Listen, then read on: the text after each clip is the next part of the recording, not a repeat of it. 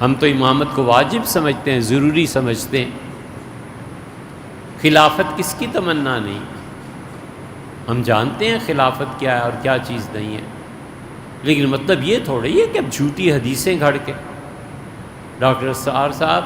اللہ تعالیٰ انہیں اپنی رحمت اپنے نور میں غرق کر دے اور خدا انہیں ان کی قبر کو نور سے منور کرے، انہوں نے ایک ایک گھر میں خدا کا دین پہنچانے کی کوشش کی، کتنی دینی خدمات ہیں، مگر جب انہوں نے خلافت کا تذکرہ کیا ہے تو انہوں نے اسی حدیث کا ذکر کیا ہے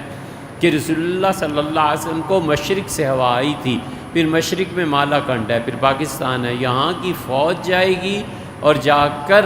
وہ حضرت مہدی اس کے ساتھ مل کے خلافت قائم کرے گی۔ یہ جس کی آپ بنیاد رکھ رہے ہیں حضرت جس حدیث پہ، یہ حدیث ہے ہی نہیں، مت جھوٹ بولیں، ہم سچائی پہ قائم رہیں بس۔ حضرت مہدی آئیں گے،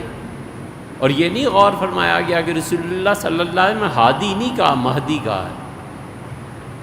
حضور اقدس صلی اللہ علیہ وسلم ہادی کہہ دیتے نا، پوری امت کا کام بن جاتا۔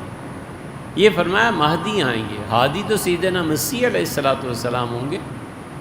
تو اس لیے ہماری کوئی کسی سے کوئی مخالف کچھ نہیں یار، ہم کہتے ہیں صرف اتنی بات ہے حضور صلی اللہ علیہ وسلم جھوٹ مت بولو، اس جھوٹ کو بولو گے پھر عمارت تعمیر کرو گے ریت پہ،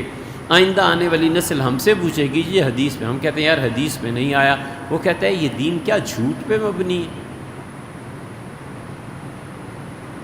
اس لیے رسول اللہ صلی اللہ علیہ وسلم بالکل جھوٹ نہیں بولنا چاہیے۔ حضور اقدس صلی اللہ علیہ وسلم فرمایا جو ہوا چلتی ہے مشرق سے اس سے میری مدد کی گئی، 1000 بار کی گئی ہوگی، ہم کون سا انکار کر رہے ہیں، لیکن متعین کر کے کہ ہندوستان کی ٹھنڈی ہوائیں آئیں اور اس پہ پھر خلافت قائم ہوگی، نہ کہیے،